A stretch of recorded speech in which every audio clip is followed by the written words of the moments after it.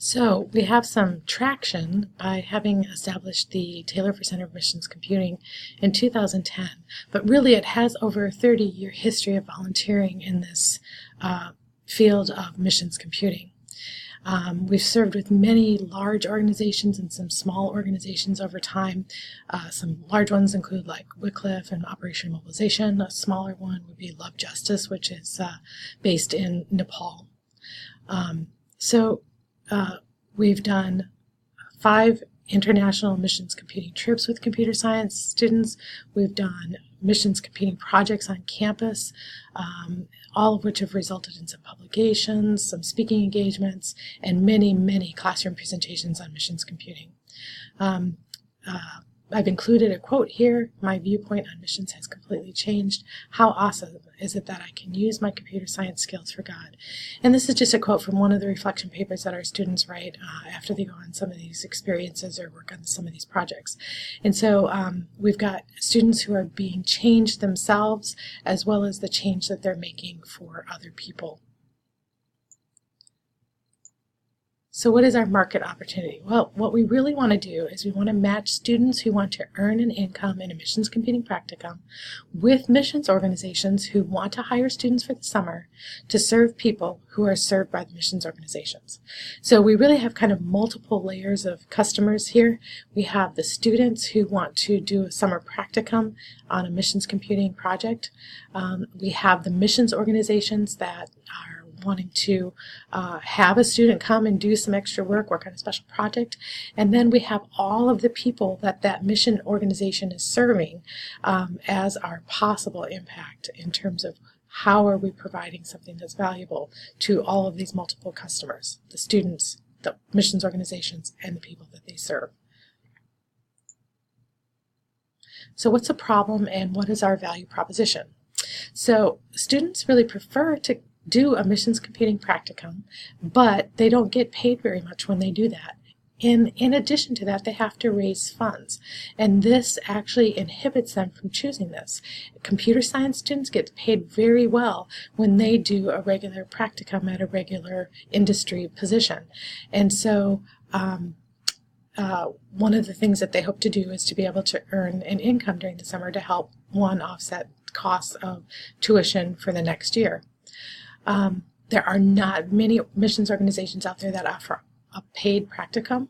I was able to discover just 5, and even then it's a limited number, so maybe in all of the United States there may be 6 to 10 practicums that are actually paid.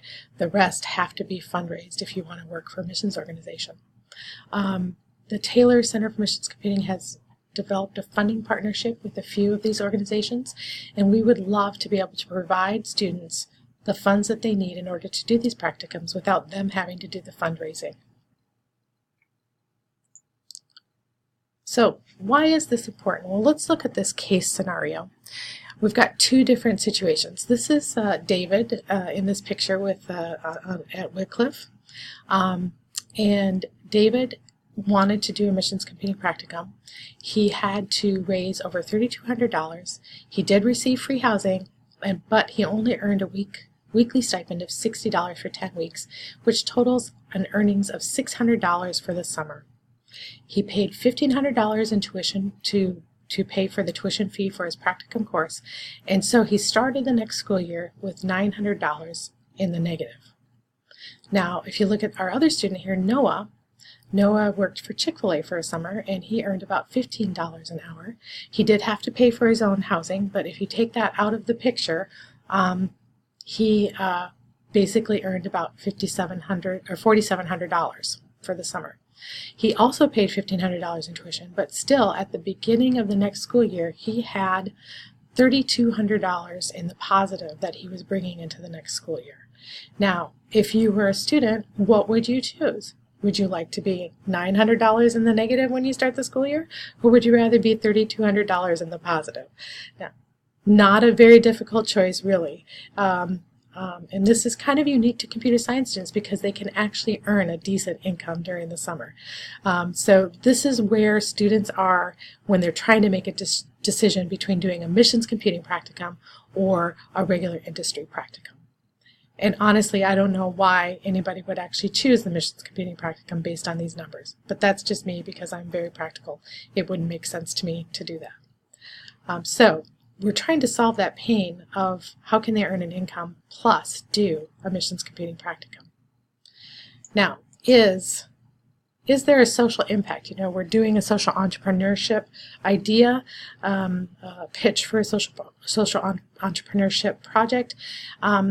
So where's the social impact? Where's this positive social impact that we talked about earlier? Well, the example here is that we're really serving a missions organization, but really we're serving the people that missions organization is serving. So what does that look like? Well, here's some real specific examples. If we were to do something with Love Justice, for example, we would be saving people from human trafficking because of the kind of software that can be written to create data and heat maps for tracking where people are being trafficked so they know how to allocate their resources.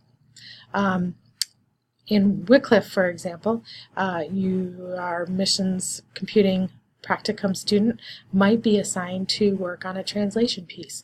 And Wycliffe focuses on doing translations for minority languages is what they're called. And one of the apps they might work on is a dictionary builder. And this dictionary builder will help create a literacy program for this people group that have not had a written language before. And studies show that people that do not have a written language in their heart language, their home, the language that they use in their home and maybe in their village, that they are behind in terms of education and socioeconomic impacts down the road for the rest of their lives because they haven't had that same access to literacy as other people have. So these are some of the positive social impacts that a missions computing practicum can have. If we look at the problem solution, what am I suggesting? What do we want to do? Well, we want to be a connector of these missions organizations with students and provide the funding. We want to raise funds to pay students for the practicum. We want to set up a partnership with a memo of understanding with the missions organization to say, hey, we're going to raise these funds, but we want you to pay the student out of those funds in order to fund their missions computing practicum. That is our solution. It's very straightforward. We've talked with organizations already, Love Justice, one of them. Another one is LightSys. These two organizations have already agreed that this is something that they would like to pursue with us as partners. So we're excited about this opportunity and would love to, get your participation in this. So what does my business canvas model look like? So what am I going to do with all of our customers, and how does this all work? What are the finances involved? So the business canvas model will allow me to kind of summarize things pretty quickly. So over here we have our customer segments, and we're looking at our target customers really are students, but and they're going to have to go through an interview process and things like that in order for us to hire them. So those are our target customers. What are our relationships? Well, we can ask them to do things because it's a practicum. We can actually ask them to do some additional things in terms of missions computing in order to continue our relationship with that customer over the period of their practicum and really over the period of their life, because at some point they go from being customers to helping be funders of the program. The channels, we've talked to a number of customers already, our students, to say, hey, what's the best way for us to reach you about these opportunities? And really they all said in person in the classroom is almost always the best. It's better than email, it's better than any Slack or other kind of messaging communication system. The in-person, make a presentation in class, they say is the best way to reach them. We're going to offer them paid missions computing practicums, and then we're going to continue communicating with them after the practicum and as they graduate and go on to the rest of their careers. This is an ongoing relationship. It's not going to end after the practicum's over. What's our value proposition? Well, we want to contribute to the positive social impact of missions organizations and the people they serve. And that's really the really kind of coming down to the people that they serve. This is helping stop human trafficking, helping bring literacy. There's all sorts of other ways that missions computing can serve and provide a positive social impact in the world today. We want to make sure our students are paid. We want to remove a discrepancy between choosing between a business and a missions computing so that they're equal choices and that you're choosing for your, that the student is choosing for their heart rather than what they think they need to do in order to earn money. We've got some activities here that we're going to be looking at. The resources, we already have some existing funds for wages, but we also have access to all of the Taylor University alumni as potential funders for this. We also have a really good relationship with the Taylor University Advancement and the Taylor University Office of Sponsored Programs. So those are things that we are going to try to leverage. Key partners we've already mentioned, Love Justice, LightSys, and then our online funding. The online credit card processor will charge some fees for that, but we do partner with them. The other thing is that our practicums are $5,000 per practicum is what we're hoping for. That's 10 weeks at $12.50 an hour.